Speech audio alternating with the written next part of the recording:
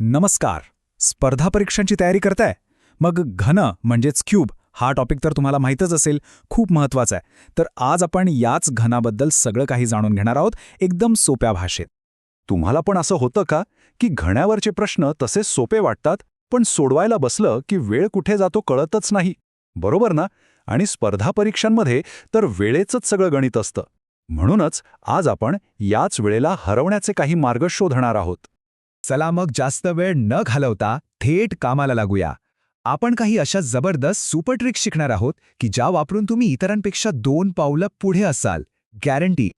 पण थांबा, कोणत्याही ट्रिकवर उडी मारण्याआधी आपल्याला त्याचा पाया पक्का करावा लागेल, बरोबर? तर आधी अगदी बेसिकपासून सुरुवात करूया. घन म्हणजे नेमकं काय हे समजून घेऊया. ओके, तर घन म्हणजे काय? अगदी सोपं आहे. डोळ्यासमोर एक सापशिडीचा फासा आणा, तो एक परफेक्ट घन आहे. म्हणजे काय? तर एक असा 3D आकार ज्याला 6 समान चौरस बाजू असतात, 6च्या 6 बाजू सारख्या. म्हणूनच त्याला समघन असंही म्हणतात. आता हे 3 आकडे लक्षात ठेवा, खूप सोपे आहेत. घनाला 6 पृष्ठ असतात, 12 कडा असतात आणि 8 शिरोबिंदू किंवा सोप्या भाषेत कोपरे असतात. हे आकडे महत्त्वाचे आहेत, कारण आपली सगळी सूत्र याच 3 गोष्टींवर आधारलेली आहेत. चला आता येऊया सगळ्यात महत्त्वाच्या भागाकडे, म्हणजे सूत्र. ही सूत्र म्हणजे तुमची हत्यारं आहेत, जी तुम्हाला कोणत्याही प्रश्न सोडवण्यासाठी लागतील. तर लक्ष देऊन ऐका. पहिलं आणि सगळ्यात बेसिक सूत्र आहे घनफळ म्हणजेच व्हॉल्यूम. हे काढायचं असेल तर फक्त बाजूचा घन करायचा. आपण बाजूला ए म्हणूया, तर सूत्र झालं ए क्यूब किंवा ए गुणिले ए गुणिले ए. पुढचं सूत्र आहे एकूण पृष्ठफळ. आता बघा, आपण मगाशीच पाहिलं की घनाला 6 समान पृष्ठ असतात, बरोबर? एका चौरस पृष्ठाचं क्षेत्रफळ असतं ए स्क्वेअर. मग 6 पृष्ठांचं किती झालं? Simple, 6a square. आहे का नाही सोपं? आणि तिसरं सूत्र आहे कर्ण किंवा डायगोनल. आता हे कुठे कामी येतं? समजा तुम्हाला प्रश्न विचारला की एका बॉक्समध्ये सर्वात लांब दांडा कसा ठेवता येईल, तर त्या दांड्याची लांबी म्हणजे त्या घनाचा कर्ण, आणि ते काढायचं सूत्र आहे a√3. ठीक आहे, सूत्र तर आपल्याला कळाली, पण परीक्षेमध्ये खरा खेळ असतो वेळेचा. आता आपण त्या सिक्रेट हत्यारांबद्दल बोलूया, ज्याला आपण म्हणतोय सुपर ट्रिक्स. या तुम्हाला इतरांपेक्षा खूप पुढे नेतील. तर इथे 2 महत्त्वाच्या ट्रिक्स आहेत, लक्ष द्या. पहिली ट्रिक, जर बाजू n पट वाढली तर लक्षात ठेवा पृष्ठफळ n स्क्वेअर पटीने वाढतं आणि घनफळ n क्यूब पटीने वाढतं. दुसरी ट्रिक आहे टक्केवारीची. जर बाजू x टक्क्यांनी वाढली तर पृष्ठफळात होणारी वाढ काढण्यासाठी एक सोपं सूत्र आहे x अधिक x अधिक x स्क्वेअर भागिले 100. ह्या ट्रिक्समुळे मोठमोठी गणितं करायची गरजच पडत नाही. चला आता नुसतं बोलून उपयोग नाही. या ट्रिक्स आणि सूत्र खरंच कामाला येतात का, ते आपण काही प्रत्यक्ष उदाहरणं सोडवून बघूया, म्हणजे सगळं डोक्यात फिट बसेल.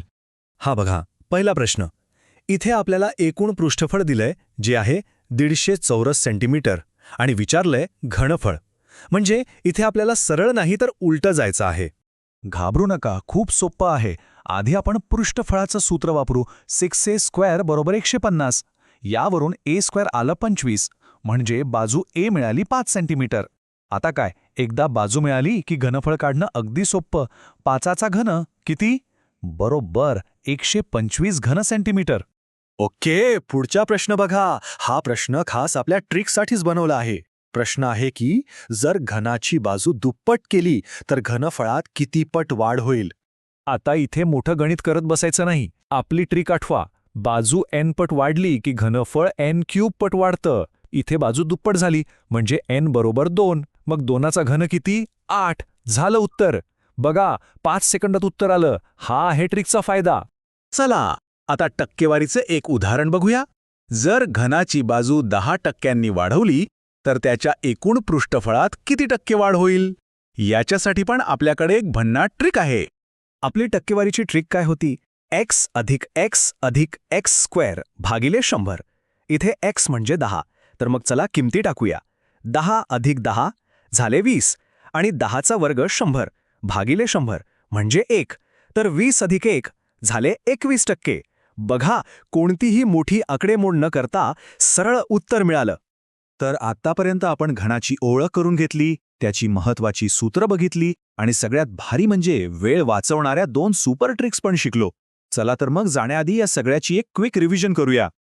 तर आजच्या चर्चेतून आपल्याला काय लक्षात ठेवायचं आहे? फक्त 5 गोष्टी, 3 सूत्र. घनफळासाठी a³ पृष्ठफळासाठी 6a² आणि कर्णासाठी a√3 आणि 2 ट्रिक्स, एक n-पट वाढीसाठी आणि दुसरी टक्केवारीच्या वाढीसाठी. ही 5 हत्यारं तुमच्याकडे असली की घनावरचा कुठलाही प्रश्न अवघड वाटणार नाही. आणि हो, जाता जाता तुमच्यासाठी एक छोटासा चॅलेंज.